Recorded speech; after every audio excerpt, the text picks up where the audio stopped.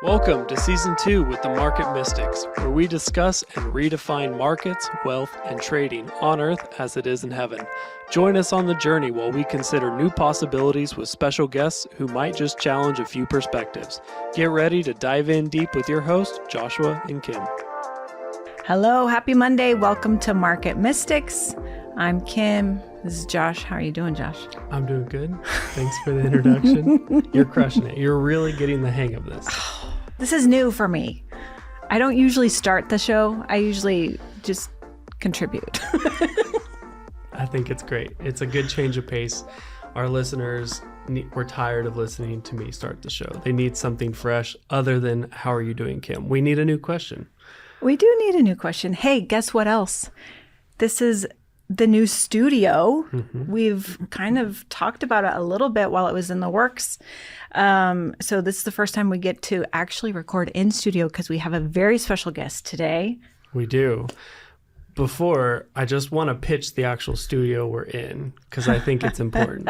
So it's Podcast Solutions. It is in Kansas. If you are here or abroad, you can have podcast production. You can have come in studio and do podcasting, all different layers of podcasts, whether you need some of these beautiful podcast tables, whatever it is, they can provide it all. So I think it's just Podcast Solutions on all social media, right? It is. It's podcastsolutionsnow.com. Truth be told, this is a company that I started with my husband, who actually is sitting right there. And he makes these tables. And so Josh might have just been really generous and plugged us a bit. I think it was necessary. That's why we're in the studio. I appreciate it. But it's not the maiden voyage of this studio. We actually had that happen last week. And so this is actually the second time that our guest has recorded here in this studio. He has his own spot. It's his now. His name is on the table.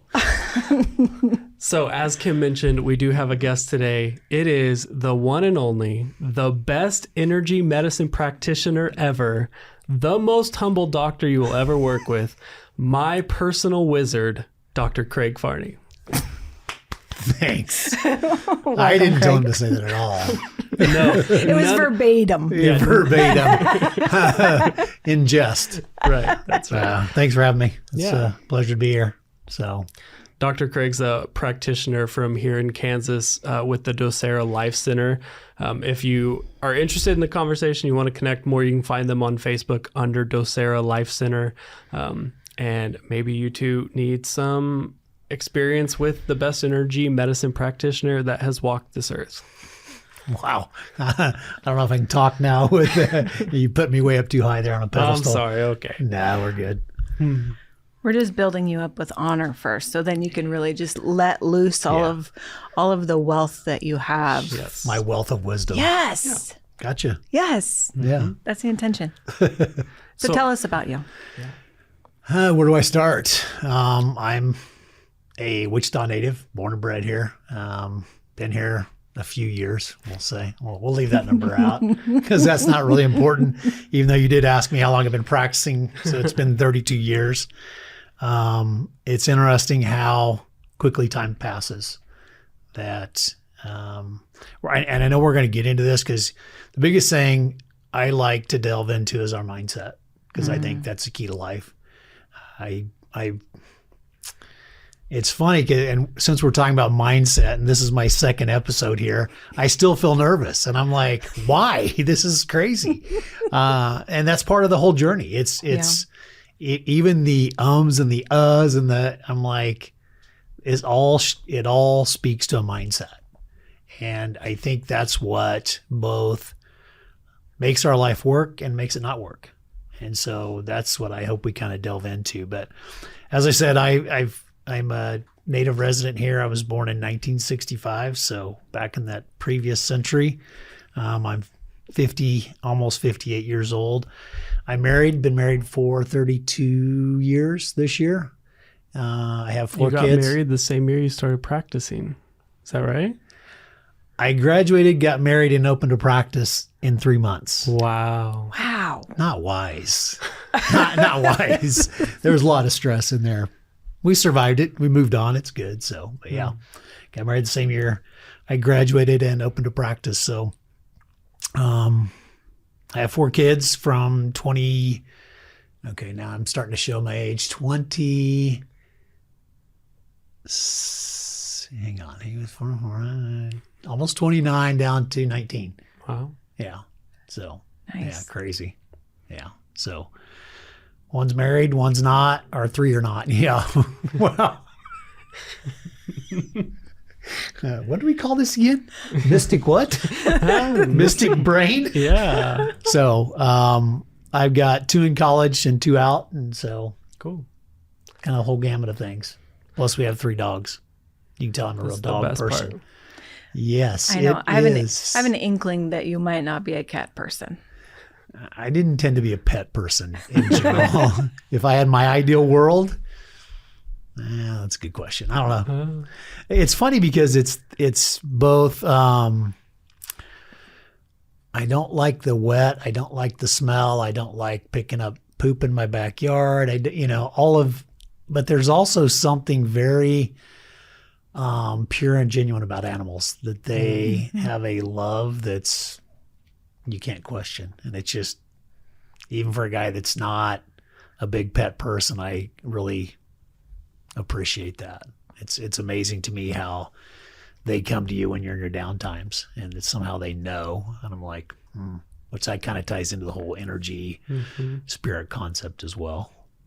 So Where did you get your start? Like, when did you decide you wanted to like work in healing, like in any facet of it?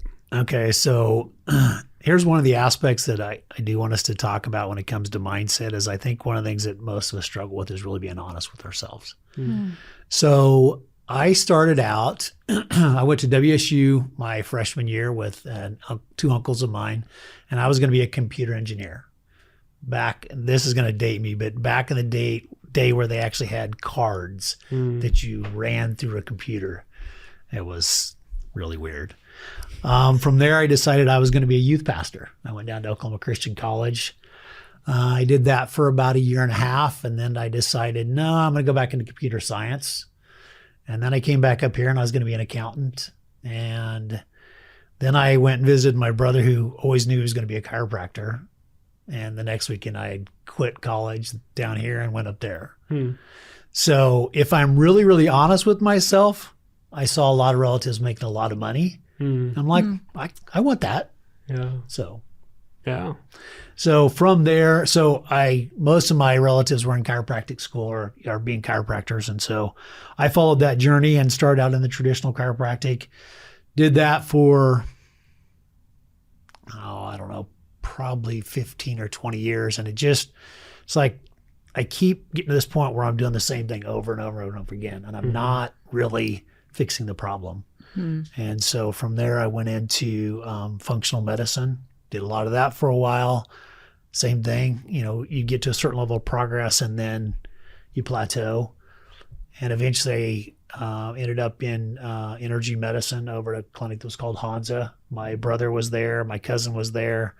I worked my way in there. And what was interesting, God's a funny orchestrator. God's really funny, sometimes I think his comedy show and my comedy show are not the same, but it is what it is. But I got to be there. I learned the technique, but I only treated one person. So it's one thing to learn it, it's another thing to practice it. Sure. And so I got due to some circumstances, I got let go. I was out on my own trying to figure it out. It worked sort of, didn't work real well. And then end up with my cousin, who is the one that founded Docere Life Center and really learned how to practice the technique. And so from there, it's grown. My fascination has always been with mental emotional health. That's what I've been challenged by most of my life. And I've always been looking for a solution to that. And this was another big piece of the puzzle. And so from there, it's allowed me to kind of find avenues that can help in conjunction with also really just digging into my mindset and going, okay, what is it? What do I really believe? What do I feel? What do I think? Why? how do I want to live my life? And I think that's kind of been my journey, is to go, okay, how do I, since we're talking about wealth, how do I live a wealthy life? Not just financially. More importantly, how do you live a wealthy spiritual life? Because I think that's what we all want anyway. Right. So, yeah. So you've mentioned kind of your journey, like the path that got you to where you are. What would someone expect if they just came into your office for an appointment? Like what a typical appointment look like? What are some of the like methods that you would use to diagnose and treat? So we use what's called energy testing or frequency testing, which many people have heard of applied kinesiology. It's a form of that. It takes it a step beyond that. And one of my favorite patients, when she told me this about 2 months after we started working with her, and she got really good results, she goes, when you first started doing what you're doing, I was like, what in the heck are you doing? And I'm not ever coming back to this place. And yet it got her results. So here's the best way I describe it. We basically just use frequency testing to ask your body questions. And the analogy I use, if you've ever walked into a group of people and you felt a connection with somebody that you've never met before, it's a gut instinct. It's or the opposite, where it's like, there's something really off about this. That's really what we tap into. It's intuitively what is going on, what is going on with this person, what's the most important thing that's going on with this person, and what's the best thing that we have available to help this person. So, and then for me personally, I ultimately like to get at what is the mindset that brought me to this place, because I really think ultimately we all have the same problem, that at our core, we believe we're not good enough or something's wrong with us. And I think that's the root of everything, because if you are in that mindset, your body can only do one thing, and that's go into stress mode. That's it. And so I think that's ultimately what creates a dysfunction within our bodies. And so that's ultimately what I want to drive a person to, is help them become aware of that. Yeah, one of the questions that I had written down was, where do you think the root of sickness starts? Like, is it mental? Is it emotional? Is it physical? Like, do you believe it starts somewhere and then it manifests in those other areas, or can it start from any of them and influence others? So I think there are three basic things that influence our state of well-being at every moment in time. One is what we inherit in our DNA. I believe that we inherit a story, and we get to decide what we do with that story. We also have an environment we grew up in that impacts and influences and lays down a belief system, and then we make a choice. And it's those three things together. So I don't think it's any one of those, because as kind of a asterisk to my thought process, I have a brother who's mentally handicapped. And I'm like, how does this apply to him? How does all these thought processes, or take even somebody like a Jeffrey Dahmer, Dennis Rader, how does it apply to them? Is it a mindset that caused them to be what they are? Is it a DNA? Is it that's what I'm always asking, is what is it that really drives us to who we are? And I think the mindset, out of all those, why I think mindset is so important is that's the only one you get to choose. Yeah. You can't really choose what your DNA was or what you inherited. You can't really choose what your environment was. You can choose what you do with it. And I think that's the key. So kind of ties into your conversation about blood work and DNA a couple of episodes ago. Yeah, that's actually, that's the question that follows this one. Right. Is, he's referencing a previous episode where Kim and I talked about like having annual blood work and DNA work done to see if we can create real, like, measurable change within those.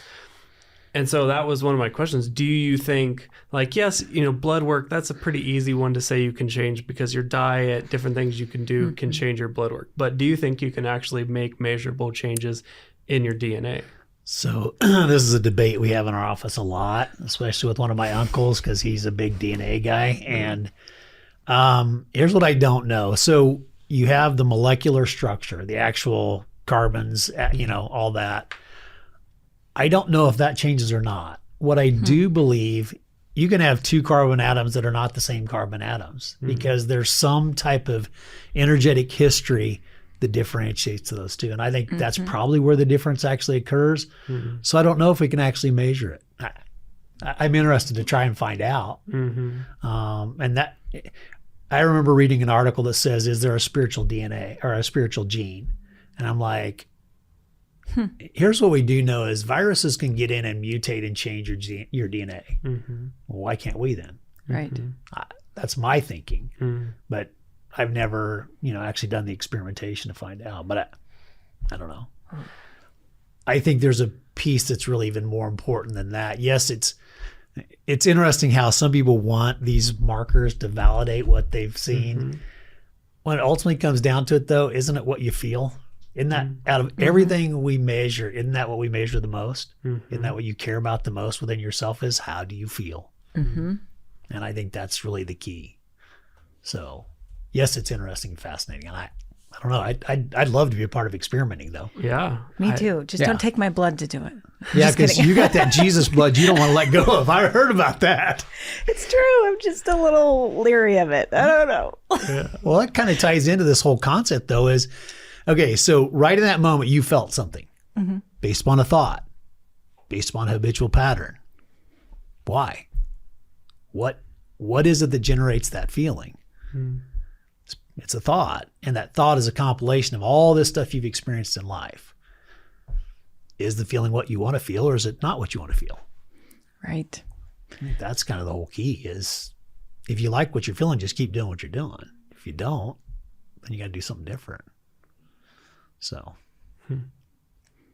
It's fascinating. I feel like we could have about a 12 series part, or 12-part series on just the topic of the DNA because it's fascinating. Right. Just to even think about just transference of energy and how that can reformulate. And we haven't even begun to understand how to read DNA.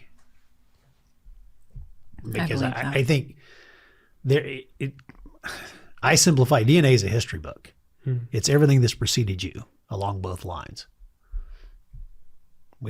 We can tell you what the specific atoms are, but we can't tell me what the history is. So right. Yeah, we haven't even begun to understand. So interesting. Yeah. Okay. Well, my summation of that is, yeah, you can change your DNA. Yes. Short answer would be yes, I believe you can. That's great. So, okay. You've described what you do as like an energy practitioner, energy medicine. Right. So working with all sorts of different types of energy that you're out. Okay. So my question is this, does your work ever follow you home? Like, do you ever connect with a patient and then go home and be like, oh, I'm feeling this way. And then realize, oh no, that's from that person earlier today. When I was in structural work primarily, it'd be like, man, my back hurts. Oh yeah. That one and that one and that one. Oh, I've got a headache. That one and that one and that one. Yeah. Yeah. So have you developed a way of disconnecting from patients? Right. That's a... Right. That's what I was going to say. I don't get that as much. So one of the things that we have an energy field that surrounds us that is our, you probably heard the term boundaries. People use that a lot. I think of it from that perspective that you have an energy boundary. When it's at its healthiest, here's my ultimate ideal vision is when I have the healthiest boundary, no matter what you bring towards me will be transformed and I'll reciprocate it back out to you in a healthier version. So if I keep that in mind, then I don't, because that's one of the biggest problems with empathetic people is they take on everybody's stuff. And then you get into energy and you really are going to take on people's stuff and it's not good. What is good is if I can take your unhealthy energy and transform it. So to me, energy's energy, everything's energy. So the energy of hate and the energy of love are the same energy in a different manifestation. Sure. So if I can take hatred and transform it into love, it's the same energy. If I can take sadness and transform it into joy, it's the same energy. If I take anxiety and transfer it into peace, transform it into healthy energy. Can you talk about this a little more? Yeah. Just like how did you, I'm assuming you didn't always operate in this way, As far as which aspect? as being able to transform it, No. being able to Right, reflect it back in right, a different right, form. Right. Part of that is as I've learned and practiced and grown, I've understood that concept because I'm a very empathic type person, and I feel like I can see in people's eyes what they feel, and I start to feel that. And over time, I'm like, this isn't benefiting either of us. Because if I just take on your energy, we haven't solved the problem. Right. And so as I've grown through that, then I'm like, okay, what do we do with it? So, and that's where I even tie in the concepts of thermodynamics. Energy is neither created nor destroyed. It's only transformed. I'm like, okay, that makes sense. So, and that's probably one of the other things that to me ties into mindset is what makes sense. All of us are trying to make sense of our world, our experience. And so that's how I kind of came across it, is going, okay, I can't keep doing what I'm doing if I want to stay healthy. So I love that. I've known so many people who would identify as an empath Right. who tend to be sponges. yeah, And then they just take on the stuff of everybody around them Right. and wind up in so much strife because they don't know what to do to stop it from happening. And Right. they're drawn to people. I mean, Right. it really is a very special gifting, I believe. it also goes both ways too, because people that need that will be drawn towards empath. They're like, here, take on all my energy, Right. because I don't know what to do with it. Right. And so, yeah, you have to be aware of that.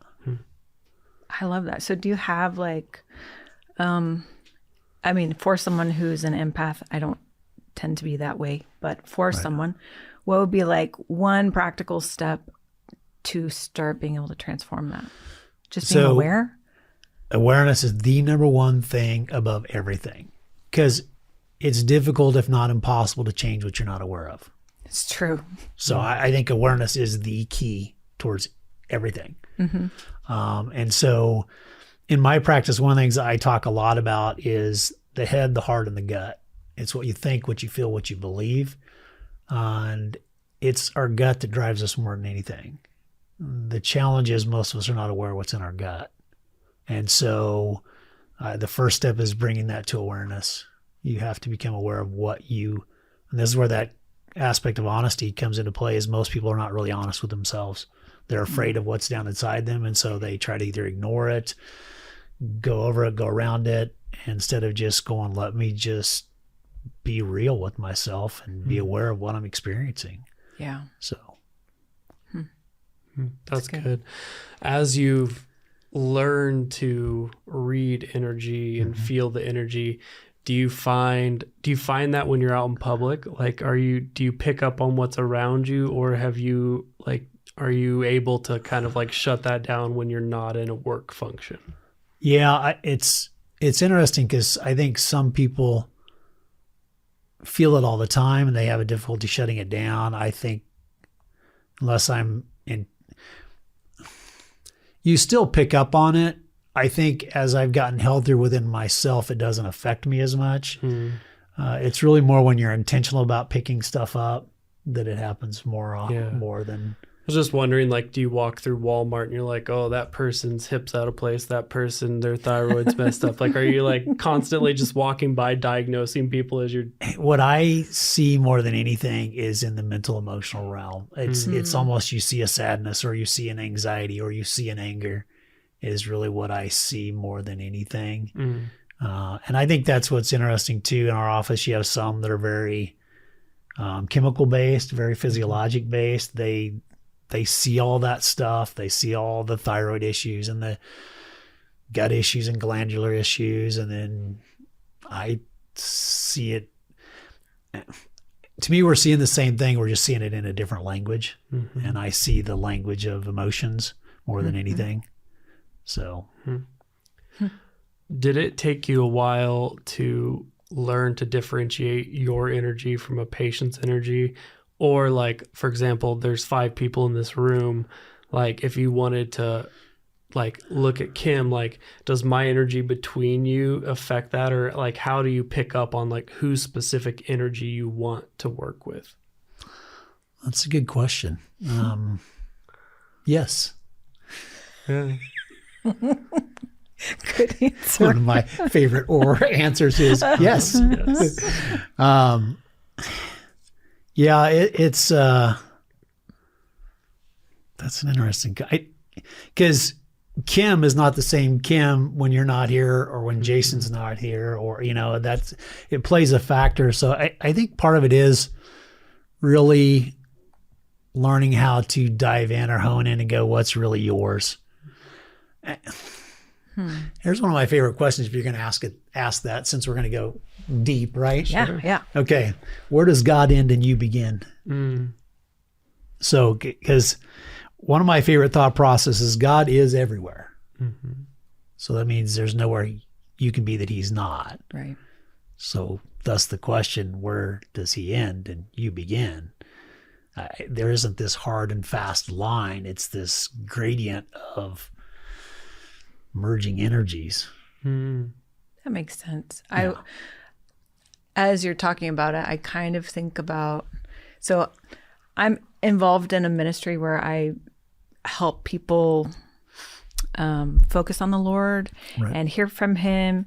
And I could be praying in a room full of people, but focused on one person, and I can get something for them from him. But if I'm focused on the whole room, I might get something completely different. But I also think about, you said, where do you end and where does God begin, or vice versa? And I think about, even in my body, if I had a sore throat, I don't. If I had a sore throat, I would be focusing on it more and paying more attention to it. I would be hearing it more because it's being loud, essentially. But is it similar to that? Like if you focus on it and you tune in, you're essentially dialing into it? Yeah, definitely. Yeah. Yeah, because you can dial in, dial out from it. Right. Like I could sit and then just focus really quickly. There's my husband right there. Right. I wonder what's going on with him. And kind of tune out the rest of what's going on. Right? Kind of like a conversation even. What I find fascinating, though, is there's also a part of your body that is still tuned into all this other stuff. It's, that whole concept of focus. I think you guys talked about that a little bit too, about what you focus in on. And it's, so here's a little caveat to your word conversations, because I heard this a lot. This is one of the big things I tell people is throw away the word but and insert the word and. Yes. Because but cancels out what you said before it, and allows both to exist. And so both of those can be occurring at the same time. You give an example of that? Yes, and I will. No. I love it especially when it gets grammatically weird. Like, I'm nervous to speak, and I'm speaking. So I can acknowledge the emotion that I feel, and I get to choose my action. I think that's what's really important too. As you get into wordplay, one of the things I'm really, really big about is the concept of choice, obviously. There are certain words that give us choice and certain words that don't. I do not like the word should, supposed to, need to. Those words, they're guilt words, and all you can do is feel guilty. I'll substitute should for could, because then it gives me a choice. But for and gives me choice. Because but forces you to choose one or the other and allows both to occur. That's interesting, because that gets you into a concept of subtraction versus multiplication or addition. Correct. And I think we're all kingdom people here. As a son of God, you're essentially created to be co-creator. Right. Right? So if we're constantly saying but or have to, should, whatever, all that, you're kind of taking away from that. Like you're taking away from the creation part that you could actually be speaking with your mouth. Right. And there's power in that. Right. There's a magnitude of power in those words. Right. I don't believe God wants us to be guilty. He doesn't want us to feel guilt or fear or anything that's unhealthy. I don't think that's what we were created for. Agree. So. It's interesting because as you're talking, the and the but, it's a subtle difference. It is. It's not a big difference, but we've talked before about like wickedness. The word wicked means twisted. and it's often not twisted a lot. It's just slightly different. And that can be that difference. That can be that adversarial voice in your head that says, but, you know, I'm nervous to speak, but I'm still speaking. Like, you know, versus I'm nervous to speak and I'm speaking. Like the way you said that, it's very different. It's a very subtle shift, but one of them to your subconscious, unconscious brain is sending a totally different message. Oh, for sure. You feel it different. Like I said, I'm not an empath, but I feel that differently. It lands differently in the core of who I am. That's one of the things I really like to do in the work I do too, is to help you you can feel the difference. The problem is most of us just ignore that. So there's a couple of concepts in what we were just talking about I think is important. One is there's a difference between a reaction and a response. The problem is we have a trigger and a reaction more often than not. The trigger hits a feeling, hits a reaction. And that's why we don't like the feeling, so we try to stop the feeling so we don't have the reaction. If you can have a trigger and a feeling, a pause and a response, now you get to choose. So there's a difference between reacting and responding. There was another concept in there too. What was it you were saying? Trying to remember. We were talking about and but, and what was the question you just had said? Because there was another concept I wanted to share in there too. Does anyone else in the room remember? Yeah, what were we talking about? It'll come back if it's important. If it's important. I don't know, and it will come back. Exactly. And it will. Oh, I know what it was. See, there you got it. Perfect. I think our words reflect our mindset. If you really pay attention to the words you use, it gives you a big clue to what you actually think and believe. Because if you're using the word but, you don't have a whole lot of faith in what you said before that. Right. If you're using the word should or supposed to, you don't really want to. You just feel like you're supposed to. Yeah, I should go to the gym today. Like you're guilting yourself about that. And here's the other thing I always tell people. If you use the word should, that's somebody else's standard. That's not your standard. That's really good. Can I snap in the microphone? He's like... Double snaps. So... You did bring your submarine. I like to dive deep. Yes. Do you want to go deeper? I'll go as deep as you want to go. Let's go, Dr. Farney. Bring it. Yeah. That's one of the things I liked about what I was listening to. I'm like, you guys like to go deep. I found very few people that want to go as deep into life as I do. Well, I really like, Kim and I both just love the deeper conversations because we like trying to find the root of like, why do we believe what we believe? What's going on with this? Why do I feel the way that I feel? Some of our listeners have like heard like my past year has been a really fun year of learning about myself, and Dr. Farney's been a huge part in helping understand that and process it and heal from it. So I couldn't all jokes aside in the beginning, I couldn't recommend him enough. Thank you. But it's, you were talking about what you're saying reflects what you believe. And I heard somebody say once, what you believe changes how you perceive changes how you act, like it changes your response to it.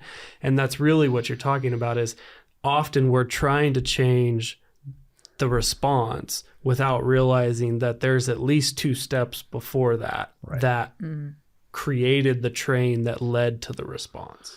The other thing I like to tell people too is your power comes from your gut. And if your gut isn't involved, it's going to be weak effort. You're trying to force an action through your head and it doesn't work, not long term. So often in our society, there's so many opportunities for distraction, which create some level of disconnection inside yourself. So what would you say is like the very first practical step you can do to learning to feel what's in your gut? Good question. So there's so many opportunities for distraction. Ask why you're doing the distraction. What's the most common things people do? TV, spend money, gamble, porn. Why? Your brain is seeking something. What is it seeking? You're either trying to avoid something you don't want to look at, or you're seeking to generate a cheap substitute through the action you're doing.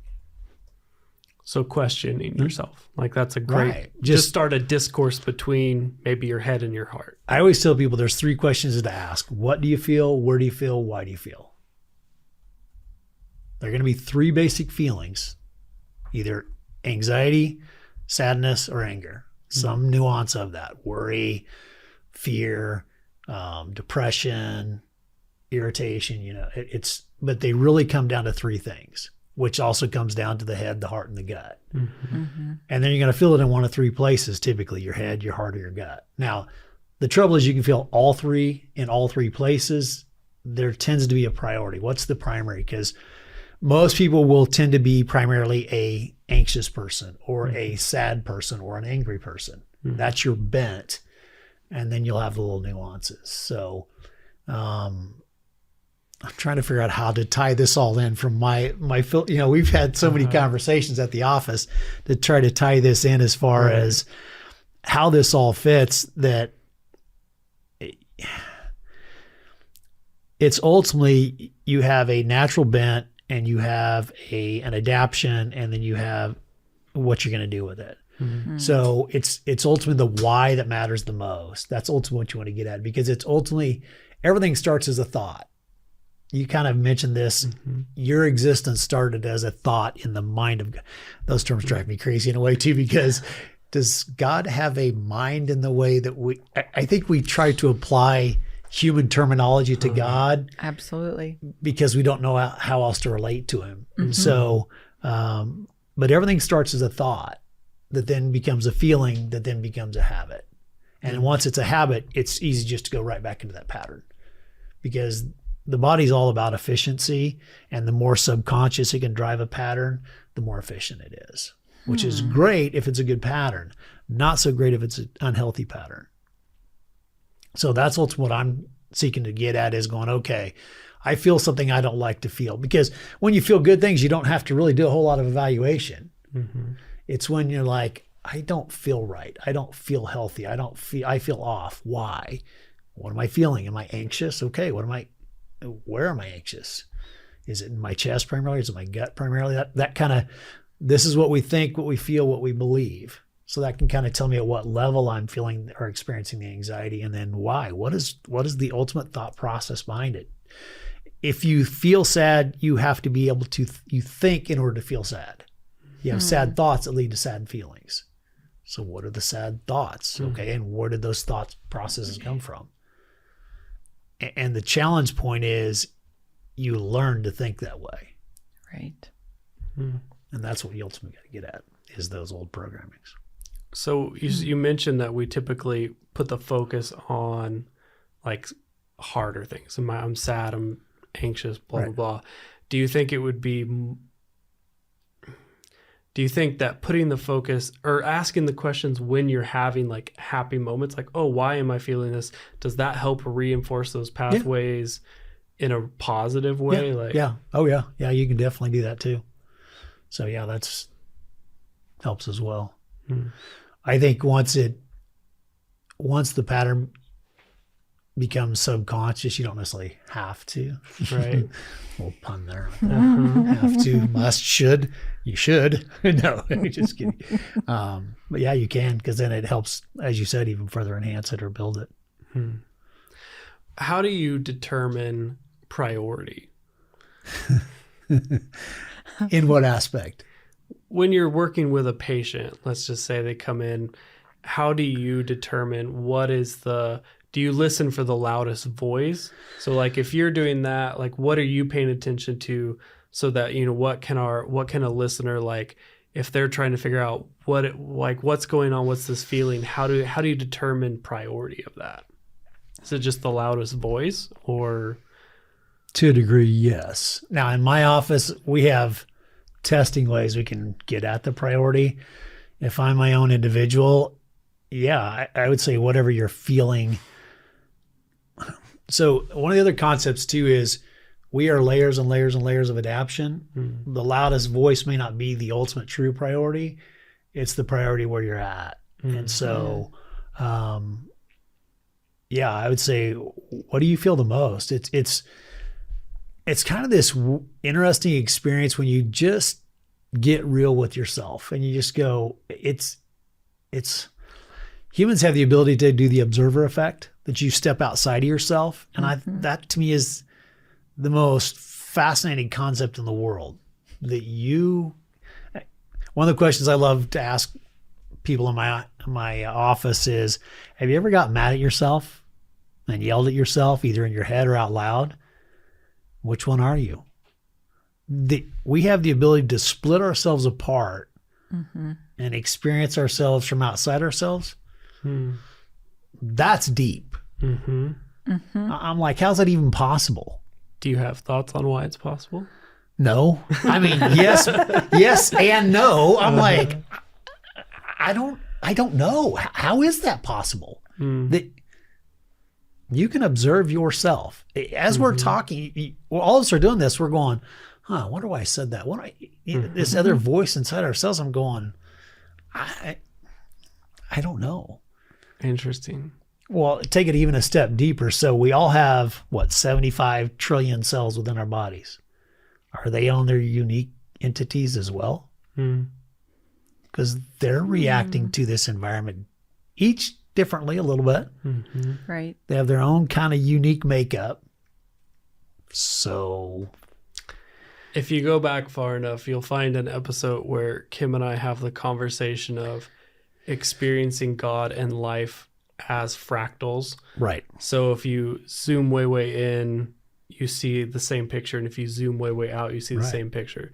So when I'm looking at God and, being the body of Christ or whatever that looks like, if you zoom far enough out, am I one of the trillions of cells that's inside this body? And if I zoom close enough in, does that same thing exist within my body? Like, that's what you're talking about. But we've had this conversation of like, man, like, it's kind of like makes my brain mushy to like think about this, but like there's something there. I don't know what it is, but there's some way that in the same way Yahweh functions, he's created us to function somewhat similarly, and there's aspects of his, like, I believe God's a mathematician and everything that he does is scientific. There is a reason that it exists. Right. And I think that you can see that in all these different aspects. I think it begs the question, what is the truest essence of who you are? Hey, you guys talked about the I am question, which we're going to play around a little bit after this podcast. I'm going to show you something that'll kind of may weird you out a little bit, see, even it's like, it's what's funny is it shows you how ingrained this is into our brain. This whole concept. One of the things I tell people a lot is the biggest problem all of us struggle with is something's wrong with me. I'm not good enough. Well, guess what? Your parents didn't think they were good enough and something was wrong with them, and your grandparents and their parents. And we keep perpetuating this same concept for generation after generation after generation. And we talked about being kingdom children. One of the things that I struggle with is you go to a church service and you're told you're a sinner. How am I supposed to feel like I'm good enough? How am I supposed to walk out of there and go, yeah, I'm great? It doesn't work. And I'm one of the things we talk about a lot in my Bible study is don't tell me you're a sinner, because that's not who you are. Completely agree. Yeah. You may sin, and yes, I'll agree with that. That doesn't make you a sinner. That's not your identity. Right. And so I agree with you. I am very, very careful about what I put after the word I am. It's the most important thing you say. Absolutely. We were just talking about this right before we recorded before you got here. And we talked about this last week, and it's continually coming up.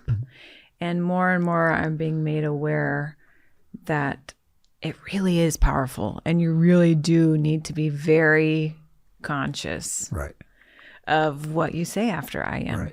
Right. But it's so in line with what you're talking about with but, should, have to, need to, all of the things. It's language. Again, we go right back to there's power in the tongue. Well, and also out of the overflow of the heart, the mouth speaks. So your mouth is an indication of what you believe. Absolutely. Yep. So, yeah. Yeah, that gets even more deep. I love it. Well, before we're gonna wrap this up before too long, but is there any, like, what things do you want to leave people with? Like, what would you encourage someone to look into to start this journey of being aware of your own energy?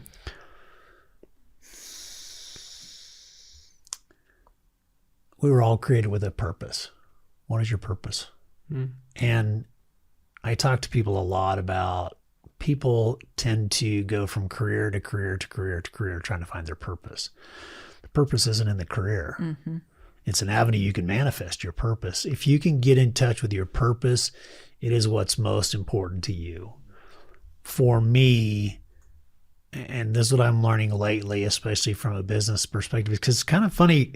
This is supposed to be about wealth, and we haven't really even talked about wealth at all. Well, this is all about wealth. I know it is, and I'm okay with that. I just I had all these thoughts about, well, wealth is this, and and that's okay because God takes it where God takes it. In fact, we talked about God's kind of funny.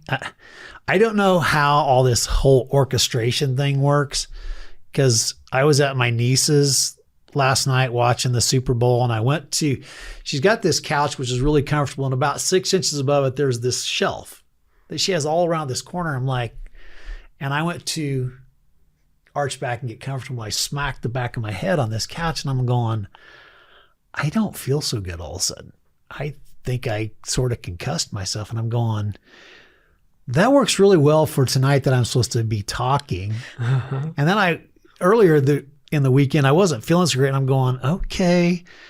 And what I thought about in this, I'm going, that's important, because it's easy to have a wealth mindset when everything is what you want it to be.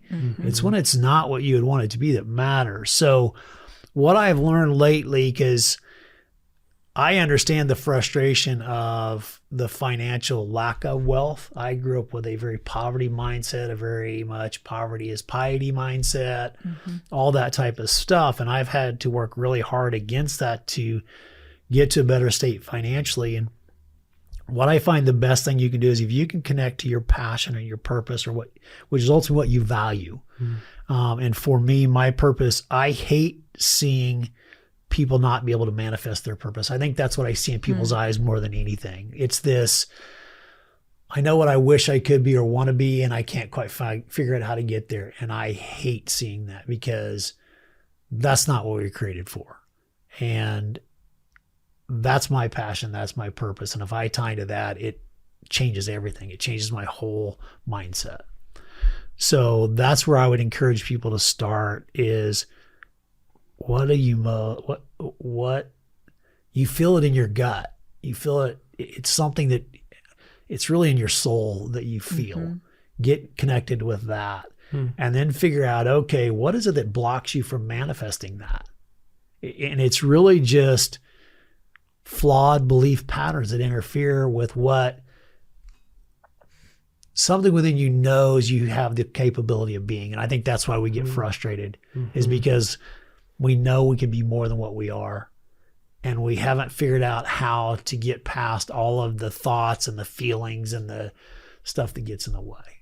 And that's where I would start, is going, what's most important to you? And this is where you got to get really good honest with yourself. You got to be real with yourself, because most of us are like, we put on this nice front that I've got it all together. And this one of the things that used to drive me crazy about church is, how you doing? I'm fine. And we've all talked about it, but nobody has a real solution for it, because the flip side of that is you don't really want somebody to come up and emotionally vomit on you right there as well. So it's more just, you got your mask and I've got my mask, and we're going to go on our happy way. And you got to get real with what's underneath the mask. And it's you lie. We can lie to ourselves too. For sure. And when you get authentic, there's power. And that's what I'm finding is, and I had to face some stuff I really didn't want to face. And what I found interesting, I remember I was listening, I think you were talking about community. And he was talking about your belief system. And one of the things that I've had to walk through in a way is going, what if I didn't believe in God? To really be honest and actually accept that as a possibility of going, okay, well, then what would life be? And I keep coming back to the same thing of going, well, if there's no God, there's no purpose. So that doesn't make any sense. Until I was actually real with that, though, what happened is it started to transform my relationship with God because it became more real, more authentic. I didn't choose God because I had to, but I actually chose to. And I think most people don't move past what they were taught. They just accept it and go, well, this is what I'm supposed to believe and this is how I'm supposed to act. And so you don't fulfill what you're meant to fulfill. Right. So that's good. And that goes right back to your should. Yeah. Your should statements. This is what I should do. Right. Right. Where's the life in that? Yeah. That's why I think that's why church is ineffective right now, because people are doing church more. And I don't mean to be this judgmental because that's not my point. But I think so many people, if you're honest with yourself, you're going because you believe that's what you have to do, not because you want to do it. Right. And they're afraid to acknowledge, I don't want to go. I was talking to a little kid in my office today, and he's, I think, 9. He doesn't want to go because it makes him feel bad. Yeah. Well, who would want to go where you feel bad? Right. One of my daughters, that's her. She wants nothing to do with church because that's all she felt was guilty. I'm like, that's not the point of community. Right. And I really thought a lot about that. That's kind of something my wife and I have been kind of battling through is, where do you find true community? Because I believe the concept makes sense. It's how it plays out right now does not resonate well with people. And I think that's why it's so ineffective.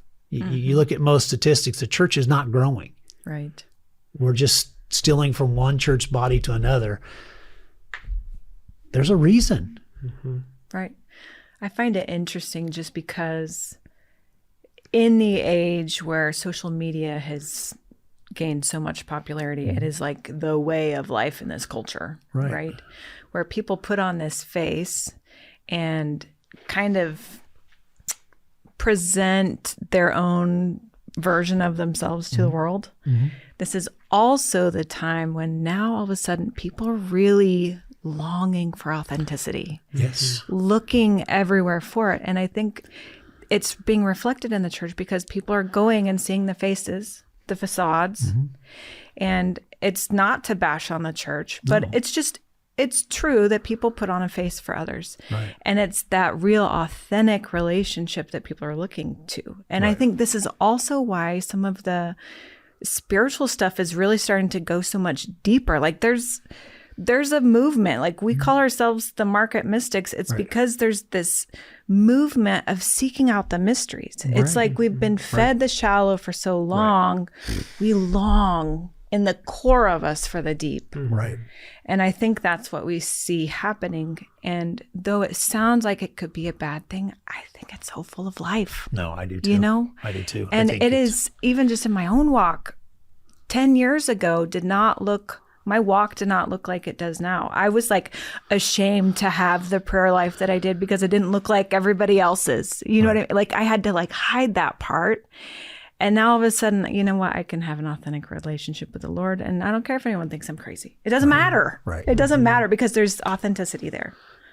The key is you have to become authentic with yourself. And most people don't want to do that. Yeah. They don't want to face what's inside of them. They don't want to face what they think, feel, and believe. And they don't like what they think and feel about themselves. Yeah. And I think this is maybe way off base, but I think it's on base. Have you ever heard the phrase, well, it could be worse? I'm like, if most people actually, this is going to sound really weird. If most Christians actually believe what they believe, that it's going to be better when they die, well, then why not just commit suicide and let's be done? If you get what I'm saying, let's just blow the whole thing up. Let's be done. And because it's going to be better. No. And you guys talk about this. I like the concept of bringing heaven to earth because from my understanding of the Jewish culture, heaven was just a few feet off the earth. It's not this way off place somewhere. It's not far away. It's about the kingdom of heaven is at hand. Yeah. Exactly. It's live in that. It's a mindset, Right. more than anything. And my favorite verse is God is love, because that's all life is. That's the only thing that matters in life. And it ties into this whole mindset concept, because in the way that you can have anxiety, which leads to sadness, which leads to anger, you can have peace, which leads to joy, which leads to love. And that's my whole personal goal. And what I want to help as many people do is you can't be at peace if there's something wrong with you. You can't be at peace if you're not good enough. I was thinking about this. I would describe wealth in one phrase: I can. And I would describe poverty in the other phrase: I can't. And that's the dividing line between peace and anxiety. And that's what you're either going to go, once you go into anxiety, all you can get is sadness and anger. Once you go into peace, you're going to go into joy and love. And that is godliness. That is, I said this one time in my own personal quiet time, and I didn't know if I liked how it sounded, but I said, I am God. And I don't mean that in the arrogant state, but I am God, little g. That if I am love, then I am God. And that's my whole goal, is to be godly. Yeah. So Very much so in unison with that statement. Like it's something we talk about a lot. Like when you're discovering your purpose and your identity, if Yeshua really is the prototype of how we are supposed to live and walk and be, like sometimes the separation that we create between his life and our life hinders us from actually thinking it's possible for us to walk that way. If we're constantly being taught you are a sinner, well, that could never be like Yeshua because he was sinless. Like we're constantly creating this separation to something I would argue we were created to walk in. Right. Yeah. I think we can become sinless. Yeah. One of the thoughts I had too is two things. One is, do you think Jesus was wealthy? I do. Yeah. Okay. And the other is, the greatest wealth experience I've ever experienced is when I unconditionally expressed or could give love to somebody else. There's no greater wealth than that. That's true. Well, because that being able to unconditionally give love to someone can look a lot of different ways. Right. And I think that's what wealth is. It's wealth. That's what we've been talking about, expanding the definition of wealth. Right. Because for the first year, we talked about it in regards to cryptocurrency and dollars in a bank account, or Bitcoin in a wallet. Like, we talked about it in that financial sense, but all of a sudden we were like, no, wow, wealth is so much larger than that. And it encompasses all these things. And so, yes, Yeshua was wealthy because he could unconditionally give love, probably in a financial sense. When he was born, he had a bunch of kings show up and give him a whole bunch of gold. Like he had a treasurer who was stealing money and no one noticed. Like he probably had wealth. He also had all like healing and all these other resources that he could utilize to express unconditional love. Yeah. You've already mentioned the word too. To me, wealth is abundance. And that's not a specific financial level. That's for one person's purpose. The abundance looks like this, and another person's abundance, it looks like this. I think it's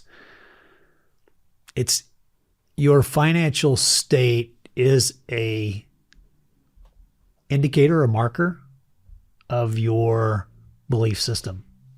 That if you are, my wife and I's biggest problem is we overspent what we made. that's a mindset issue. That's not an income issue. It's a mindset issue because you're trying to compensate.